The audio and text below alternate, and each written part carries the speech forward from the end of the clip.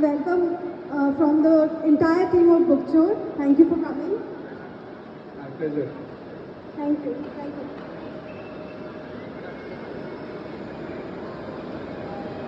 Hello. Sir, thank you so much for coming, and I'm so looking forward to having a conversation with you. Yeah, sure. So I have a list of questions prepared to ask and gain some insight. I'm very excited. I have been introducing you to all our readers who are part of this book fair right now.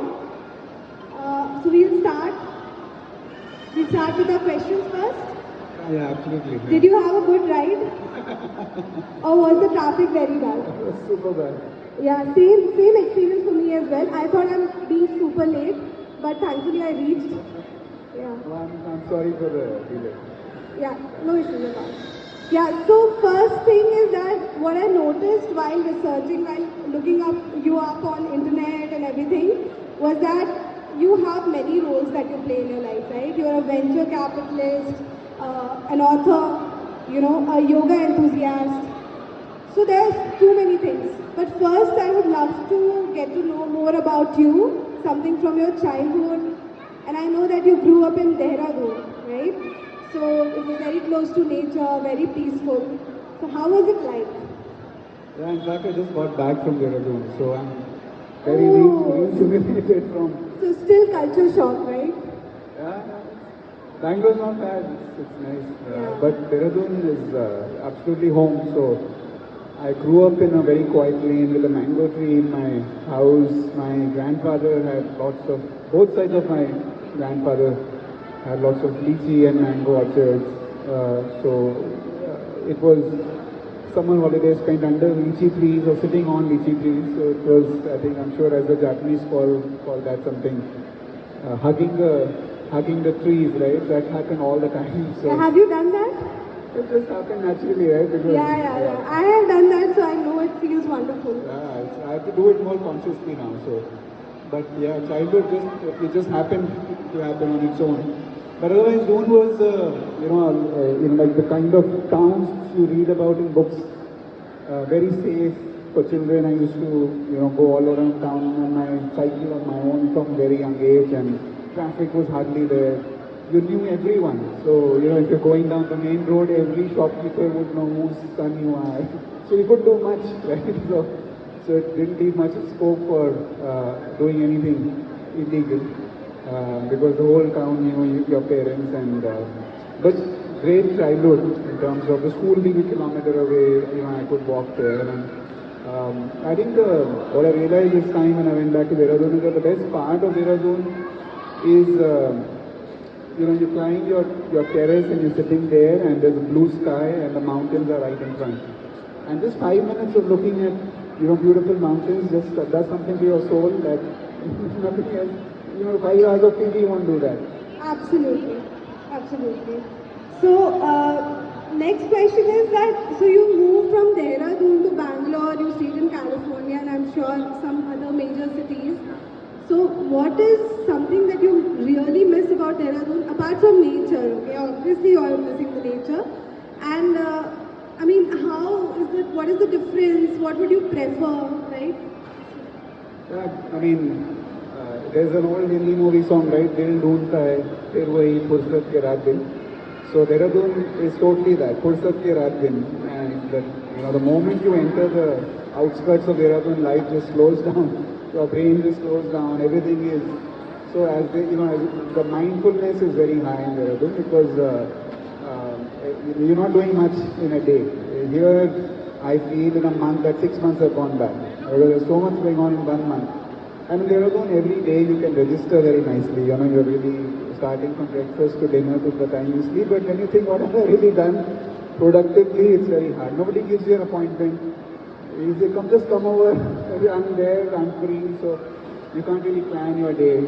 So I prefer, more metro like Bangalore for that, where you can be more productive. But just to recount the journey, so I went from Dehradun to Pilani to Bombay, Bombay to California to Gurgaon, Gurgaon to Bangalore. So I lived in, but again I think there was one Dehradun and then there were all these cities. Because I think living in small town, gets your mind to be a little bit more observant. And I think that's a good quality for a reader, for a writer, right? And you can observe a lot of things. And I think not without much happening, especially at the time when I was there, it just made me into a good observer of things around me, and that was entertainment. So the stress levels are very, very low there, right? Even today, yeah, the stress levels are very I low. have a friend who lived in Dehradun for like 3-4 months, and he does not want to stay anywhere else. So I can understand. Okay, so Rahul, I understand that you've spent most of your career in the finance industry, right? Like mainly venture capital. So I'm sure that amongst our readers and the audience here today, including me as well to some extent, that we do not really understand the concept of venture capital.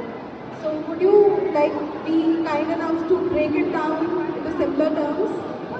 Sure, absolutely. So, venture capital, what you do is you find people with a lot of ambition who want to build very large businesses. And that, when I say large, it means really large. Right? It's a business that will employ thousands of people, it will generate thousands of crores of revenue. And our job is to identify such people. Because everybody is ambitious at different levels. But there is a certain fire that burns in people who have, that massive ambition. And our job is to spot them. And then, at another level, try to understand what they are trying to do, what kind of business do they want to run. And we take 50 crores, 100 crores, and we give it to them with nothing but one piece of paper in return, which is, these are your terms and conditions and these are the legal docs around it. And after that, they use that money to build what they want to build. And then as a venture capitalist, your job is to make sure that that company is being run in the way that that is fair, it is transparent, there's governance, but it's also meeting some goals, right? And then as you have, for me as a VC, with some experience, and I can guide the founder to, towards you need to show so much growth, you can avoid doing that, you can do this more, you can hire a person like this. So it's more guidance from outside.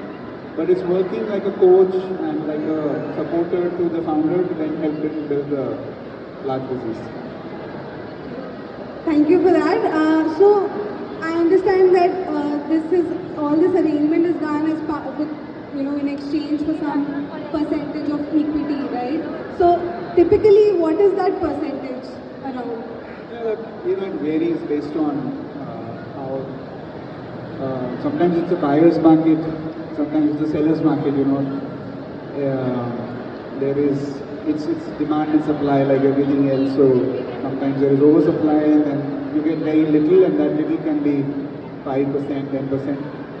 And then sometimes you can even get 20-25%. So that's typically the range. I would say 5 to 25%. So it varies basically. Yeah, it totally varies based on market conditions. So when you started off in the venture capital industry, so it was at a very early stage in India, right? So most of us, I was not there, but whoever was there, most of them did not even know about it. So how your life circumstances, or what motivated and inspired you to enter this realm and make your career here? So I think what's fascinating about venture capital is that I'm sure there are so many brands here in this mall where we are sitting which were just somebody's idea at some point. And now there is a product which has a stamp on it which somebody's going to go buy, come through all this traffic, buy it, go away. That money will get into the profit and loss. Some employee will get some salary from that, and that is very fascinating for me, right? Which is, you're building an entirely new business from scratch, just from one person's brain. That there is nothing before that. The person didn't have anything to, to have inherited that business. It was just an idea, and then it becomes a very tangible, palpable, real, sustainable business, and that has a lot of value. Right? So that if you just look at it, it was zero, and it becomes $1 billion. Like a Rapido is now $5 billion, or a Ola is $5 billion. So these companies were just ideas at some point, right? So when I just look at that in 10 years or 7 years, you can make from 0 to 5 billion, $3 billion. That's very fascinating for me. And I think it's like in the whole world, everyone is chasing some opportunity. And I think this is from a risk to reward ratio. This is one of the biggest risk reward ratios that the world can offer. So for me, it's a very fascinating place to be. And when I joined in '98, when you were not born. 98, yeah, 98 I was born. Oh. You started then, but you must have, gotten this information or... Yeah. That's what I was asking, like childhood, in your childhood. No, my childhood I have no idea. I first got to know about venture capital in '95. And it wasn't really venture capital also at that time. It was, I was an investment banker, we were raising money for a private company, and I came upon this animal called private equity. So, and there were hardly any firms in India, they were all outside India, and I was meeting them and saying, okay, this is a very fascinating job, I want to do this. Try your hand at it and then you excel. You're making dreams come true, right? Okay. Passion towards writing right from your young age when you were in Dehradun, whether it fascinated you or later on after gaining all these experiences, did you feel like, maybe I should share this wisdom with everyone for their benefit as well? Yeah, I think something from childhood did prepare me to become, I won't call it a storyteller, but at least somebody who's, I think of myself more as a scribe. I observe and I write what I observe. When you said scribe, I just went into some of the novels that I've read, olden days, kings and queens, and then there are scribes. Right, yeah. So the world is fascinating enough to not make more stories, I think. Absolutely. Yeah, it's you just capture what's happening around you. That's interesting by itself. So I used to be from childhood, reading books was my first love. You could leave me for the entire day. I was like 5-6 years old when I started flipping through books. I got older books from my brother and sister, and then I really got into. And for me, books were the biggest possessions. I had. I would line them up. I would write my name. I would. Just watch them. It was like my biggest possession on earth. They were your friends, basically. Yeah, more than friends, they were my possession, earthly possessions. Right? What I would just get a lot of kick from was to go to a shop, and Dehradun has, at that time, had some nice bookshops. This time I checked around, they weren't any. So, and I would go to the lowest shelf, the last shelf. And it was the dustiest shelf, and when you would go and you pull books from there, and those were like the most discounted books. And you would find, at that time, I would find a Hardy Boys, and a Nancy Drew, and a Alfred Hitchcock, and I'd be like, wow, and what a deal, right? For 7 rupees, I'm getting a book, and I would either leave it or hide it somewhere so that somebody doesn't find it. And I would go home and ask my mom for money, and she would put some 1 rupee, 5 rupees somewhere, then I would cycle back, pull that book out, and go to the counter and buy it. So the joy of owning a book came from there, and the value for a book really came from that time, right? Because I could be spending all this time instead of writing into, maybe earning some money, becoming a social influencer or something. But for me, the value of a book is one of the highest things that one can do in life, which is writing. So it's been aspirational. And then Penguin came, the editor at Penguin came in 2017, I think, to check if I wanted to write a book. And I said, yeah, sure, why not? And it was about the venture capital journey. and it was called the Moonshot game.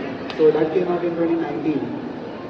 Now Penguin is done well. It's coming out with an audiobook for Moonshot game, and a lot of that was in my head.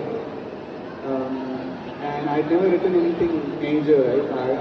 I don't have an English undergrad or anything. I went to Bitch Pilani and don't really write much other than emails. But you know, in 7th grade, my English teacher actually made me read my essay aloud in class.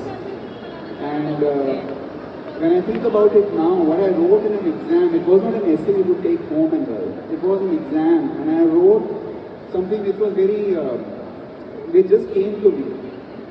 You know, it was a story about an old lady who lived near an airfield, and the pilots used to fly very low over her head, and she used to be very troubled by that. And this came to me in an exam. So I'm writing this in the 1 hour exam, and actually it was a surprise that I could come up with it. So you know, at that time they used to start the essay and say, finish this.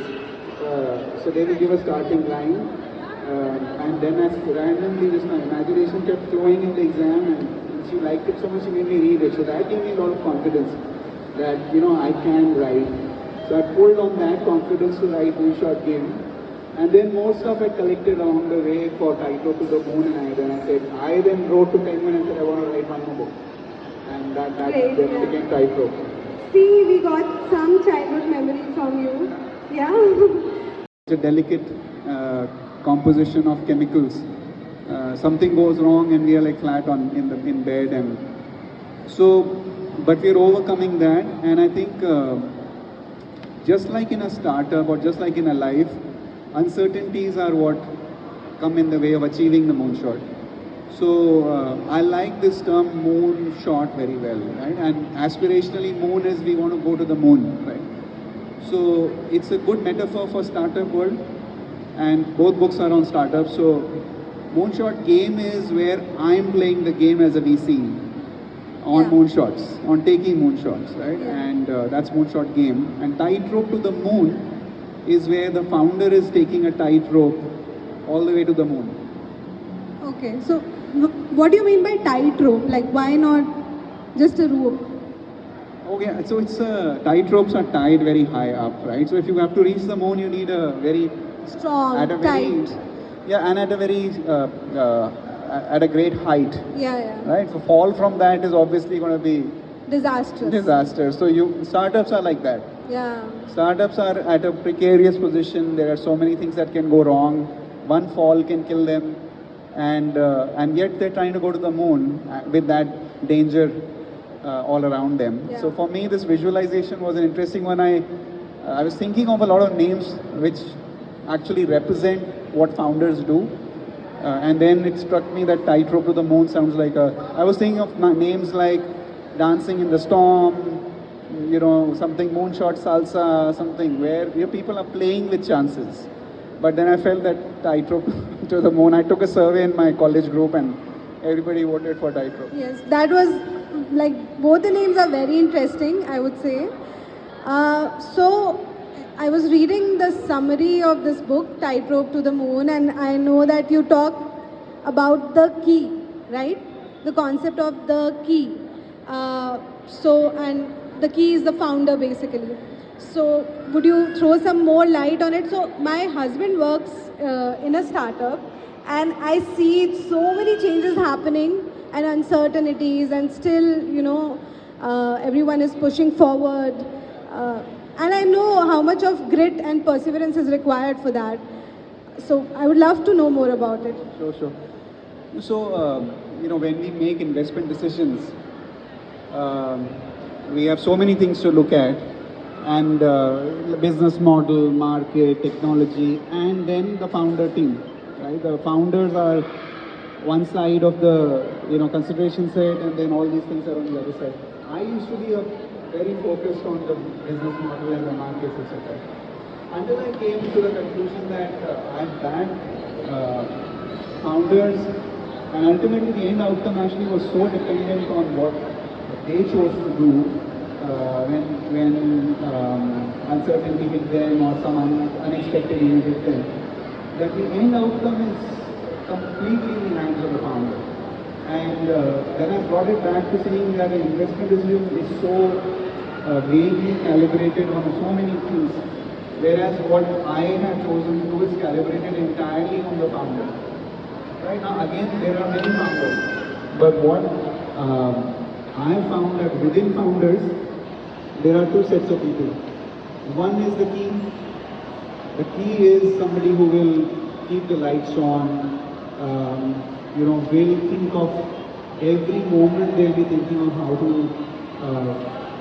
to make things better, how to move things forward. So they are the main energy source in a startup. If they go away, the startup dies. So you can almost say that they are the mothers of the startup. So they bring in that kind of conceptualization energy into a startup, and they're always thinking of forward movement, right? I'm here today, I want to be there tomorrow. And that is again a lot of goal setting that I talk about later, that the key does. And the other founders are more of people who believe in that mission, and they make sure that that direction is achieved. But they are not going to make sure that the resources, the abilities are all put together for that achievement. They will do their job of delivering on that promise, but the ability to deliver is put together by the team. So, key will go be responsible for fundraise. If the fundraise doesn't happen, the key will be the first one to raise their hand and say, I will mortgage my house and here's the loan I will put to make sure we have money to keep running the startup. And that to me is the asset test of the key. Like, who is the one when money runs out, who amongst all of you is going to mortgage their house? And I've heard stories, one of our large travel companies founder did that when money ran out. In 2001, when funding winter happened in India, Make My Trip had already started. Cash ran out and Deep Kalra then mortgaged his house and put money to keep the company going. And Vijay Shekhar Sharma, for example, started a value-added service company, but then he decided to leave that business and do payments. And if he had not done that, then Paytm wouldn't be here. So he could have just kept running a VAS company. Right, absolutely.